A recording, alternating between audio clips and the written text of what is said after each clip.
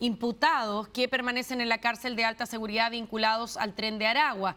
Ayer hubo una reunión entre el ministro de Justicia con el presidente de la Corte Suprema, donde el ministro de Justicia, Luis Cordero, que retomó sus funciones, dijo no haber tocado este tema, pero a la salida fue bien enfático y calificó esto como una ilegalidad. Estamos a esta hora con el senador de la Democracia Cristiana, Iván Flores, para conversar sobre este tema que sin duda ha generado muchas repercusiones hasta ahora. ¿Cómo está, senador? Buenos días. Buen día, Karina, buen día. Lo primero, saber qué le parece a usted, si usted está de acuerdo con ese argumento que entregó el ministro de Justicia, Luis Cordero, que endureció también la postura del gobierno respecto de que esto es una ilegalidad, lo que ha decidido el juez Urrutia. ¿Qué le parece a usted? Bueno, me parece que lo que ha hecho el juez Urrutia va en el sentido contrario de lo que se pretende en el país, en actividades bastante o acciones bastante incipientes para el combate del crimen organizado, cuestión que a Chile lo tenía completamente desprovisto de un aparato que se permita anticipar a los actos del crimen organizado, a su llegada, a su instalación, y que hoy día claramente requiere de una unidad nacional para poder combatirlo. Y en ese contexto, la norma chilena es muy clara. Recién hace poco hemos actualizado parte de esta normativa que no solamente prohíbe, porque ya está prohibido el uso de teléfonos celulares, sino que cualquier otro tipo de sistema electrónico, por ejemplo, para comunicarse desde las cárceles al exterior.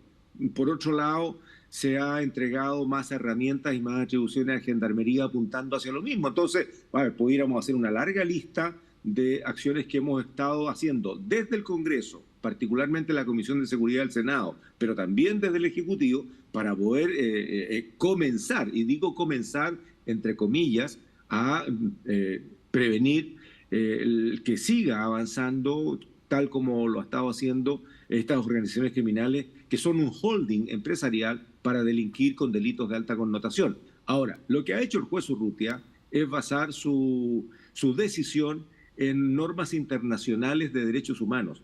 Pero yo le preguntaría primero al juez Urrutia si él en qué país trabaja, porque en Chile todo eso que acaba de hacer está prohibido. Las cárceles de alta seguridad en todas partes del mundo, especialmente en aquellas donde han tenido que enfrentar el crimen organizado con mucha firmeza, están absolutamente aislados. Es una cárcel que tiene condiciones muy particulares. Entonces, cuando hay un juez que permite visitas, que permite relaciones íntimas entre un preso y gente en el exterior, que permite llamadas o videollamadas, apunta exactamente a lo contrario de lo que significa una cárcel de alta seguridad, a lo que, claro, incluso obligó a Gendarmería a recurrir judicialmente.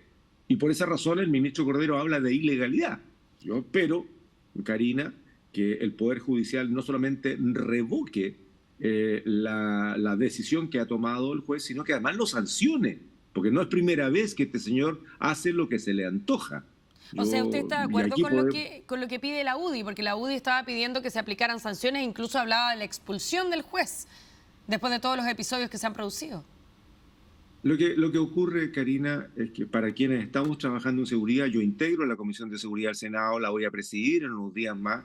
La información que tenemos también en la Comisión Unida de Defensa y Seguridad del Senado es una información tremendamente delicada. Aquí no hay niños de pecho, ni tampoco gente que está iniciándose en procesos criminales. Esta gente muy avesada. Y dicho sea de paso, aquí hago un paréntesis muy breve en términos de que Gendarmería tampoco ha estado preparada porque hay una cierta desconexión entre el Ministerio Público, Gendarmería, el sistema en general de administración de justicia. Porque personas, por ejemplo, que no tienen huella, que no tienen registro ADN, que no tienen un historial claro, estoy hablando de delincuentes que ingresaron mezclados entre la ola migratoria irregular que hemos tenido, la verdad es que son gente que es desconocida, son gente fantasma desde el punto de vista de su antecedente. ¿Y qué es lo que hacen? Lo ingresan a una cárcel cuando son sorprendidos cometiendo delito y allí se convierten en maestros de los primerizos, pues. Entonces, tenemos que reformar el sistema de administración de justicia y colocarle mucha firmeza, El crimen organizado, Karina, está clavando la bandera en nuestro país porque ha encontrado que este es un país que no estaba preparado para prevenirlos y para resistirlos de la manera en que se había necesitado. Y por lo tanto tenemos que actuar con firmeza. Entonces, un juez que hace esto no solamente merece que le revoquen su decisión y aquí no ha pasado nada. O sea, decirle, juez, usted se equivocó y por lo tanto no lo haga y no lo vuelva a hacer más. A lo más. No, pues, si este señor ya es reincidente. Y uso este término, reincidente, porque en casos anteriores también se le han revocado sus decisiones y se les ha dicho. Ahora, la pregunta que yo hago al alero de lo que estamos conversando, Karina, ¿y qué le pasó al juez de garantía de Arica que colocó con riesgo de vida a 58 testigos protegidos, informantes, investigadores, como se estaba haciendo en la investigación del Tren de Aragua y de los otros, de las otras organizaciones en la región de Arica y Parinacota? No le pasó nada. Y ahí están. Entonces, yo creo que más allá de la sanción que pueda, o más allá de revertir un fallo, tiene que haber una sanción y esa sanción tiene que ser firme. En Pero un país que ser, transitó... Claro, debiera ser una sanción que se aplique caso a caso o aquí debiera abordarse el tema en términos generales por parte del gobierno con una reunión especial en el Poder Judicial. Se lo pregunto porque usted mencionaba el caso de Arica, pero hay un caso similar también en Temuco, donde hay otro juez de garantía que también autorizó que se entregaran las identidades de testigos protegidos. Y si a eso sumamos lo que ha pasado con el juez Urrutia en más de una oportunidad, uno pudiera entender que hay decisiones que ponen en riesgo todo el aparataje con el que se está tratando de combatir el crimen organizado. Entonces, uno como ciudadano termina preguntándose de qué sirve, ¿no? Todas las gestiones que están haciendo el Congreso, el gobierno, si cada vez que los casos van a llegar al Poder Judicial va a haber un criterio distinto, ¿no? ¿Debiera esto dar paso a una reunión de coordinación, por lo menos para que se manejen como un piso mínimo, un cierto estándar de cuáles van a ser las decisiones que se van a abordar y cómo se van a abordar? Tiene usted toda la razón, Karina. Lo que hemos estado señalando algunos de nosotros, parlamentarios, particularmente senadores, es que a 20 y tantos años de la reforma procesal penal necesita una revisión. Cualquier decisión que se tome desde la administración del Estado, en cualquiera de los tres poderes, necesita ser de tanto en tanto revisada. El Chile de hoy no es el Chile de hace 20 años, ¿no?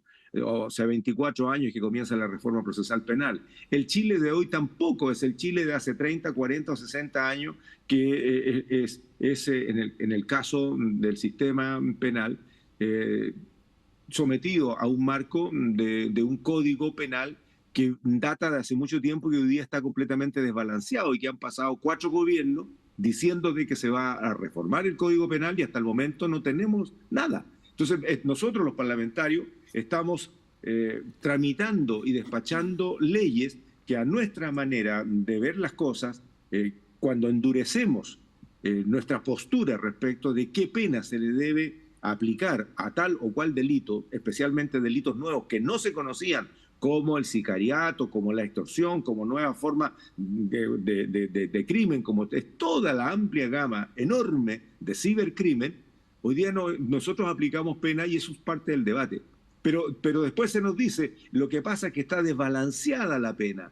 ¿Ah? Cometer este tipo de delitos significa equipararlo con etcétera. Pero nosotros le estamos diciendo, bueno, terminen de hacer la pega. Y hacer la pega, para el caso del Ejecutivo, significa definitivamente terminar la tarea de tener un nuevo Código Penal. En el caso del Código Procesal Penal, que es esto de lo que estamos hablando en el caso del juez Urrutia, en donde claramente pasamos de un sistema en donde el peso de la prueba está en la persona que es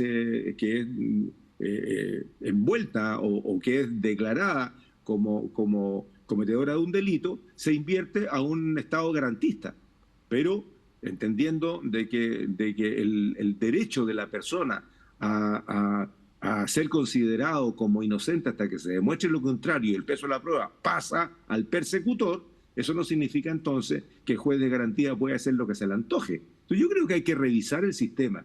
El sistema judicial y las instituciones autónomas que componen el sistema de administración de justicia no son caballos sin dueño ni tampoco de un país extraño al nuestro.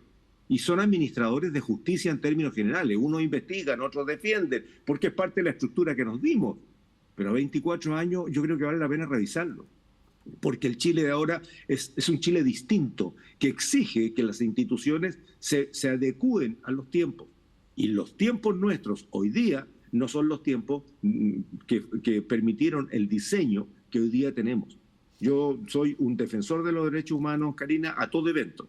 Pero cuidado con esto, porque aquí el juez Urrutia está aplicando norma internacional de derechos humanos a gente de altísima peligrosidad que difícilmente puedan volver al carril donde cualquier ciudadano debería transitar.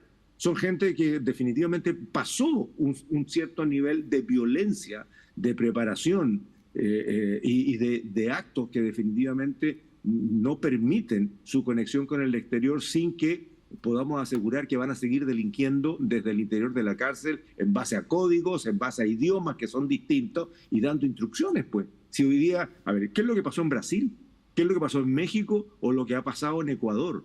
Es una relación entre el interior de la cárcel y lo que está ocurriendo afuera, porque adentro de la cárcel estos delincuentes de alta peligrosidad están protegidos, pues, y están protegidos por el propio sistema. Entonces no queremos que eso pase en Chile, y aquí tenemos que actuar súper claro. Yo, de verdad, me sumo a las palabras en que no solamente se revisten estos fallos, sino que además hay que sancionar a quienes van apuntando en sentido contrario. Y como dijo el ministro Cordero, cometen ilegalidades desde lo que significa administrar el Código Procesal Penal. Y este es un juez, no es cualquier ciudadano.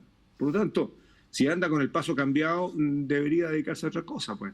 Ahora, ¿a usted le parece bien que se haya endurecido la postura del gobierno y que se haya hablado? Porque desde el viernes pasado estaba el ministro subrogante de Justicia. Él había mencionado que no estaba de acuerdo, que el gobierno no estaba de acuerdo con la decisión. Pero distinto es que el ministro de Justicia ayer haya definido la situación como una ilegalidad. ¿Está de acuerdo con ese cambio de postura y un endurecimiento de la postura del gobierno? Y por otra parte, ¿qué le parece que cuando se le pregunta al ministro de Justicia por las amenazas de muerte que ha reportado el juez Urrutia, diga que no tiene ningún antecedente y que el Ministerio Público debiera saber respecto de esas denuncias? En primer lugar, no solamente estoy de acuerdo con este endurecimiento del gobierno, sino que concuerdo perfecta y completamente con lo que ha dicho el ministro. Lo que ha hecho el juez Urrutia es una ilegalidad, va en contra de la norma de lo que significa una cárcel de alta seguridad. Si esto no es Cancún, pues. Si nadie mandó a Cancún a estos imputados, aunque estén en la condición de imputados, o sea, cuando a alguien le dispara en la cara a un oficial de la policía, a ver, no puede ser cualquier delincuente.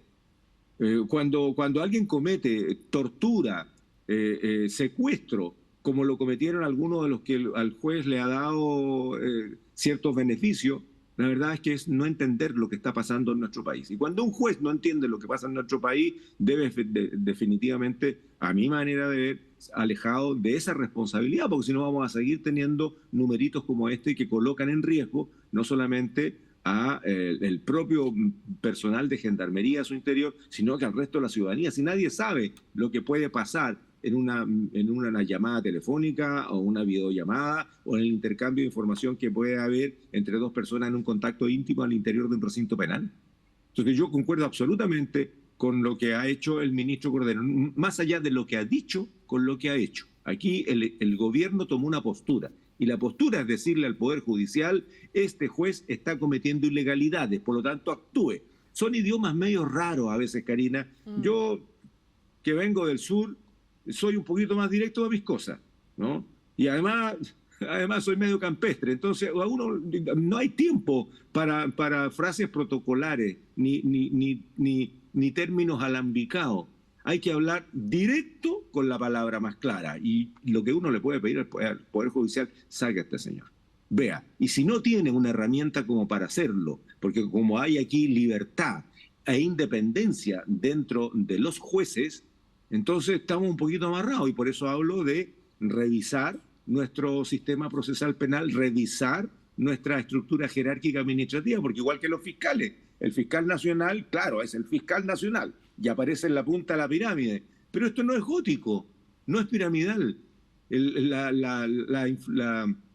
la jerarquía que puede imponer el fiscal nacional sobre los fiscales regionales o los fiscales que distribuidos en el país no es lo mismo que otras instituciones que son jerarquizadas y por lo tanto la instrucción, el orden, la forma de relacionarse se relativiza. En el caso de los jueces es más todavía, porque en esto del actuar en libertad, en plena individualidad de los jueces, yo creo que tiene que ser revisado. Yo no digo que esto se transforme en un regimiento, pero aquí alguien tiene que responder, o la otra alternativa es generar mecanismos de revisión, de sanción, como lo tiene cualquier funcionario público. El estatuto administrativo en la función pública establece claramente cuáles son las medidas que se deben tomar de acuerdo a la revisión de un fiscal administrativo que investigue una falta, ¿ah? O eventualmente un delito, y en ese caso lo toma la justicia.